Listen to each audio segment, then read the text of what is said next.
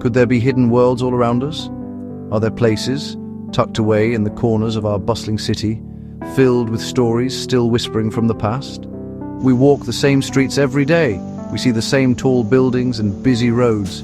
It is easy to think we know our city completely, but I believe this is not true. I believe that just beneath the surface of our modern world there is another city. It is a city of forgotten places, of quiet corners, and of histories waiting to be rediscovered. These are the spaces that time has left behind, yet they hold a remarkable power and a profound beauty for those who are willing to look. I would like to issue a personal invitation. Come with me on an adventure. Let us step away from the familiar paths and venture into the overlooked parts of our home. We will not be seeking grand monuments or famous landmarks. Instead, we will be searching for something far more precious. We will be looking for the quiet, the abandoned, and the overgrown. These are the places that truly tell the story of our city's journey through time. They are chapters of our history that have not been read for a very long time. By exploring them, we can connect with the lives and dreams of those who came before us, and perhaps understand our own world a little better. Our journey will take us to 3 such places. Each one is a hidden gem, a secret world existing in plain sight. We will discover a disused railway line, now a green corridor teeming with life. We will explore an abandoned factory, its concrete walls transformed into a vibrant canvas of art. And we will find a secret community garden, a sanctuary of peace in the heart of the urban sprawl. These places are not on any tourist map. They are not celebrated with plaques or signs.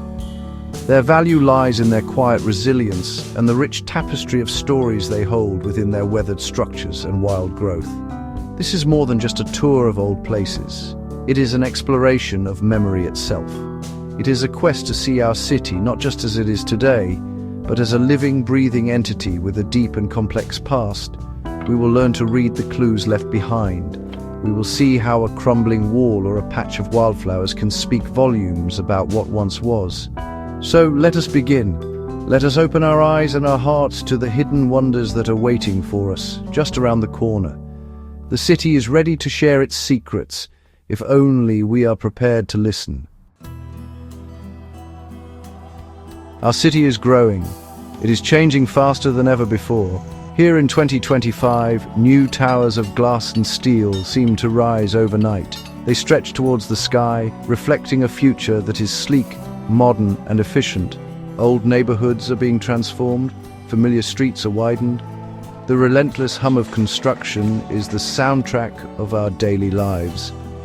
This progress brings many benefits. It brings new homes, new jobs, and new energy. But in our rush to build the future, there is a great danger. We are at risk of erasing our past. We are developing a kind of urban amnesia, a forgetting sickness. This urban amnesia makes us blind to the history that is all around us. When a new skyscraper replaces a row of old workshops, we celebrate the new development. We rarely stop to ask what stories are being buried beneath the foundations. What lives were lived in those old buildings? What crafts were practiced? What dreams were born and lost within those walls? Each time a piece of the old city disappears, a part of our collective memory is lost forever. We become a city of strangers, disconnected from the very ground beneath our feet. This is a profound loss, one that we may not fully appreciate until it is too late. The threat to our historical sites is very real. It is not just the grand cathedrals or stately homes that are at risk. It is the small, unassuming places that are most vulnerable. An old corner shop, a forgotten public fountain, a cobbled laneway. These are the places that give our city its unique character and texture. They are the threads that connect us to generations past. Yet, because they are not grand or spectacular, they are often the first to be sacrificed for the sake of progress. We must begin to see the value in these humble remnants of our history, for they are the true soul of our city. Our mission, then, must be one of preservation. But this does not simply mean putting up fences and creating museums. It means actively engaging with our past. It means seeking out these forgotten places and understanding their stories. It means celebrating their resilience and finding new ways for them to be part of our modern lives. We must fight against this forgetting sickness.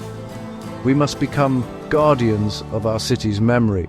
By doing so, we ensure that the future we are building has deep, strong roots, nourished by the rich soil of all that has come before. Our first hidden gem is a place where nature has reclaimed what was once a symbol of industrial might. It is the old Blackwood Gully railway line. This line was built over a century ago. It was a vital artery, carrying coal from the mines in the hills down to the factories by the river. Imagine the sounds that once filled this gully. The rhythmic chugging of the steam engine, the shrill blast of the whistle echoing off the steep wooded slopes, the clatter of heavy wagons on the steel tracks. For decades, this was a place of noise, smoke, and relentless work. It was the engine of the city's growth, but times changed. The mines closed, the factories found new sources of power. The railway line fell silent. The last train ran in 1968. For years, the gully was abandoned and forgotten. The tracks began to rust. Weeds and wildflowers pushed their way up between the wooden sleepers. Trees grew tall, their branches reaching across the tracks to form a green tunnel. Nature, with its slow and patient power, began to heal the scars of industry. The gully transformed from a noisy corridor of commerce into a tranquil sanctuary of green. It is a remarkable testament to the resilience of the natural world.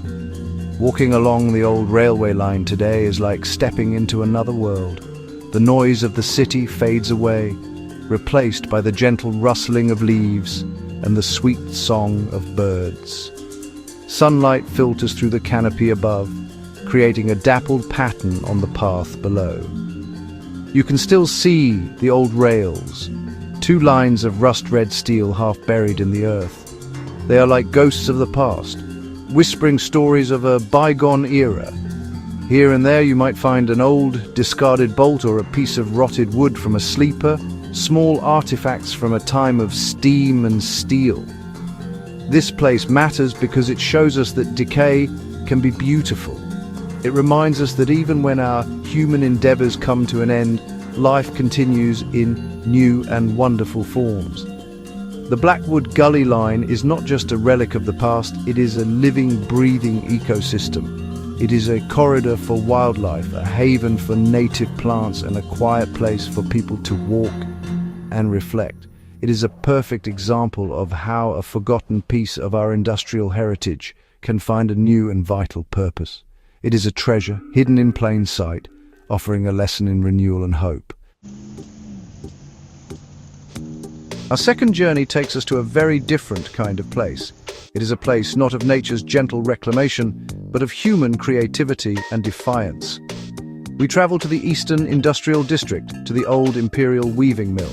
This vast factory was once the pride of the city. Thousands of workers passed through its gates each day. The air hummed with the clatter of 1,000 looms, weaving fabrics that were sent all over the world. The factory was a giant, a behemoth of brick and concrete, a symbol of our city's industrial power. It was a place of hard work, community, and shared purpose. Then, like the railway, its time came to an end. The textile industry moved overseas. The looms fell silent in 1982. The great mill was abandoned. For years, it stood as a hollow shell, a monument to a lost era. Its windows were broken, its vast halls were filled with dust and decay. It became a symbol of decline, a place that people hurried past, a ghost on the edge of the city. It seemed destined to be torn down, another casualty of our urban amnesia. But then, something remarkable began to happen. A new kind of life began to bloom within its decaying walls. Today, the Imperial Weaving Mill is a cathedral of concrete and colour. It has been claimed by the city's graffiti artists. Its vast grey walls have been transformed into an ever-changing gallery of stunning art. Every surface, from the towering pillars to the crumbling stairwells, is covered in a riot of colour and creativity. There are huge, elaborate murals depicting fantastical creatures and abstract patterns. There are small, intricate stencils with powerful political messages. There are simple tags, the signatures of artists who have come here to leave their mark. This is not vandalism, this is a vibrant, living art form. Walking through the mill is an awe-inspiring experience. Sunlight streams through the broken skylights, illuminating the artworks like stained glass windows in a church. The air is thick with the faint, sharp smell of spray paint. The only sound is the echo of your own footsteps and the distant drip of water. You can find old artifacts from the factories past here too. A rusted gear lying on the floor, a faded safety sign on the wall. These remnants of the past coexist with the art of the present, creating a powerful dialogue between what was and what is. The mill has been reborn, not by developers, but by the people. To truly understand the story of the Imperial Weaving Mill, we must listen to the voices of those who remember it. I had the privilege of speaking with Mr. Arthur Finch, an 88-year-old local historian. He worked at the mill for over 40 years, starting as a young boy of 16. His memory is a living archive, filled with details that no history book could ever capture. He remembers the noise, the camaraderie, and the sense of pride that came with working in such a vital place. He told me stories of the community that was built around the factory gates. It wasn't just a job, Mr. Finch explained, his voice soft with memory. It was our whole life. We all lived in the little brick houses just down the road. The factory whistle woke us up in the morning and sent us home at night. We had our own football team, the Millers. We had dances in the canteen on a Saturday night. When you walked into that weaving shed, the noise was deafening. 1,000 looms all clattering at once. You couldn't hear yourself think, but it was a good noise. It was the sound of us making a living, of us building this city. He spoke of the day the mill closed. He described it as a death in the family. A silence fell over the whole district, he said. It was strange, unnatural. For years, that building was just a sad, empty shell. I used to walk past and feel a terrible ache in my heart. All those memories, all those lives, just locked away in the dark. I thought it would just be torn down and forgotten like so much else. He paused, looking out of his window towards the distant shape of the old factory, a thoughtful expression on his face as he recalled the profound sense of loss that washed over the community. But when I asked him about the graffiti artists, his eyes lit up with a surprising spark. At first, I was angry, he admitted. I thought they were disrespecting the place, but then my granddaughter took me to see it, and I was amazed. It's not just scribbles, it's art. It's full of life and colour. They've brought the light back into that old place. In a way, they are continuing the story. We used to weave with thread. They are weaving with paint. It's different, of course, but it's still about making something. It's still about leaving your mark. I'm glad it's still standing. It reminds us where we came from. Our final destination is perhaps the most personal and, honestly, the most fragile of our hidden gems. It's not a grand structure of industry, but just a small patch of earth. Tucked away behind a row of terraced houses and only accessible through a narrow, unmarked alleyway is the secret garden of St. Jude. It's a community garden, but really, it's more than that. It is a sanctuary. It's a place of quiet rebellion against all the concrete and noise of the city. This small plot of land was once a derelict builder's yard filled with rubble, broken bricks, and rusting metal. It was an eyesore, a forgotten and unloved space. About 15 years ago, a small group of local residents decided to change that. Led by a woman named Maria who lived in one of the houses overlooking the yard, they began the slow and difficult work of clearing the land. They worked on weekends with shovels and wheelbarrows. They dug out the rubble by hand. They brought in fresh soil, bag by bag. They did not ask for permission. They didn't wait for funding. They simply saw a need and an opportunity, and they acted. They wanted to create a small patch of green for their children to play in, a place where they could grow a few vegetables and flowers. Today, the garden is a thriving oasis. It's a wonderful, chaotic mix of vegetable patches, flower beds, and fruit trees. There are tomatoes growing up makeshift canes, and beans climbing a trellis made from old pieces of wood. There are bright orange marigolds next to rows of green lettuce. A gnarled apple tree stands in one corner, its branches heavy with fruit in the autumn. Everything here is handmade and repurposed. The paths are made from broken paving slabs. The flower pots are old paint tins and cracked buckets. It's a perfect example of wabi-sabi, the Japanese art of finding beauty in imperfection. The atmosphere in the garden is one of profound peace. It feels a world away from the busy city streets just meters away. The air is sweet with the scent of damp earth and blooming flowers. You can hear the buzz of bees and the gentle cooing of wood pigeons. There's a small, rickety bench under the apple tree, a perfect spot to sit and listen to the quiet. This garden is a testament to the power of community. It shows what can be achieved when people come together with a shared vision. It's a living, breathing space, created and nurtured by the hands of ordinary people, a true sanctuary. Each of these hidden places has its own unique atmosphere, its own distinct feeling in the air. To step into one of these forgotten worlds is to experience a sensory shift, a change in the very texture of your surroundings. In the Blackwood Gully, the air is cool and damp, even on a warm day. It carries the rich, earthy scent of moss, decaying leaves, and wet stone. It's the smell of nature at work, of life and death cycling through the seasons. The dominant sound is the gentle whisper of the wind through the trees, a constant soothing shush that quiets the mind and calms the spirit. You see a world of green and brown, a palette of natural muted tones. In the Imperial Weaving Mill, the atmosphere is entirely different. The air is dry and dusty, but it holds the sharp, chemical tang of spray paint. It's the scent of creation, of fresh art laid over old. The silence here is vast and echoing. Every footstep, every cough, every distant drip of water is amplified by the huge empty space. It's a silence that feels heavy with history, filled with the ghosts of 1,000 clattering looms. The visual experience is overwhelming. Everywhere you look, there's an explosion of color, a chaotic and beautiful assault on the senses. Bright light from the high windows cuts through the gloom, illuminating the art in dramatic shafts. And in the secret garden of St. Jude, the air is alive and fragrant. It's thick with the sweet perfume of roses and lavender, mixed with the wholesome smell of ripe tomatoes and damp soil. It's a living scent, one that changes with the time of day and the season. The sounds here are small and intimate.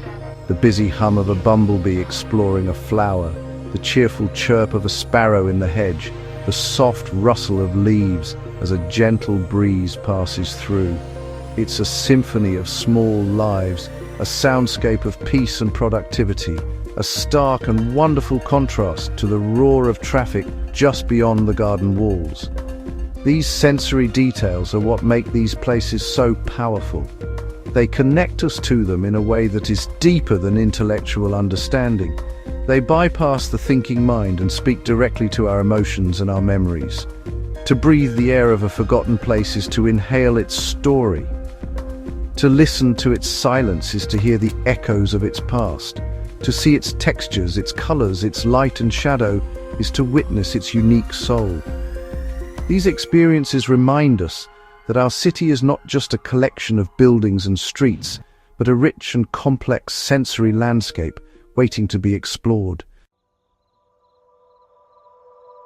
In our rapidly changing world of 2025, these forgotten corners of the city are more important than they have ever been. They serve as vital anchors to our past. As new buildings rise and old ones fall, our urban landscape can become generic and soulless. We risk living in cities that all look the same, with no unique character or identity.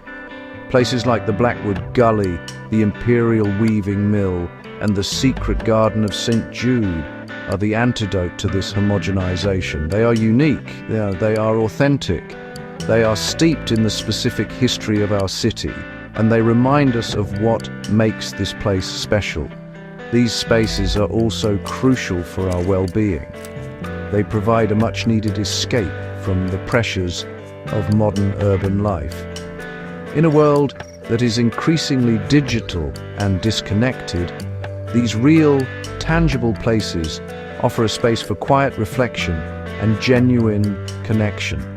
Walking along the old railway line or sitting in the secret garden allows us to slow down, to breathe, and to reconnect with the natural world. Exploring the graffiti-covered mill allows us to connect with a powerful and raw form of human creativity. These places nourish our souls in a way that a shopping mall or an office block simply cannot. Furthermore, these places are vulnerable. They exist in a precarious state, often without official protection or recognition. The old railway line could be cleared to make way for a new road. The abandoned mill could be demolished for a luxury apartment complex. The secret garden could be reclaimed by a developer who sees only the monetary value of the land. Their continued existence is not guaranteed. They survive through a combination of neglect, community spirit, and luck. We have a responsibility to recognize their value and to advocate for their protection before they are lost forever. Their importance lies in the stories they tell. They are not just empty spaces. They are living museums. They teach us about industrial change, community resilience, and the enduring power of nature and art. They challenge us to see beauty in decay and potential in neglect. They remind us that our city is a layered, complex place, built by generations of people with their own hopes and dreams. By preserving these spaces, we're not clinging to the past. We're ensuring that the future has a richer, more meaningful story to tell. They are the keys to understanding who we are. We have journeyed together to just 3 of our city's hidden gems. We have walked the whispering rails, stood in the cathedral of color, and rested in the secret sanctuary. But these are just the beginning. Every city, every town, every neighborhood has its own forgotten corners, its own hidden worlds, waiting to be discovered. The real adventure starts now with you. I encourage you to become an explorer in your own right. Look at your daily surroundings with fresh eyes. Take a different route on your way to work. Wander down that alleyway you've always ignored. Peek over that old wall. What can you do to help protect these precious spaces? The first step is simple. Find them. Explore your neighborhood with curiosity. When you find a place that speaks to you, learn its story. Visit the local library or historical society. Talk to older residents. People like Mr. Finch are living libraries, and their stories are a treasure. Once you understand a place's history and significance, you can become its advocate. Take photographs, write about it, share its story with your friends and neighbors. The more people who know about and value a place, the safer it will be from destruction. You can also take direct action. If you find a neglected patch of land, could you and your neighbors turn it into a community garden? If an old building is under threat, could you start a petition or form a group to find a new use for it?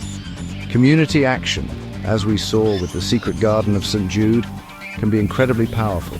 It transforms us from passive residents into active citizens shaping the city we live in. We must not leave the fate of our shared heritage solely in the hands of developers and planners. It is our collective responsibility. Our city's forgotten corners hold the keys to our shared story. They are the physical embodiment of our collective memory. They connect us to our past, ground us in our present, and provide inspiration for our future. They remind us that a city is more than just concrete and steel. It is a living tapestry woven from countless human lives. Let us find these places, let us cherish them, protect them, and share their stories. Let us remember them together, for in doing so we ensure that the soul of our city will continue to thrive for generations to come.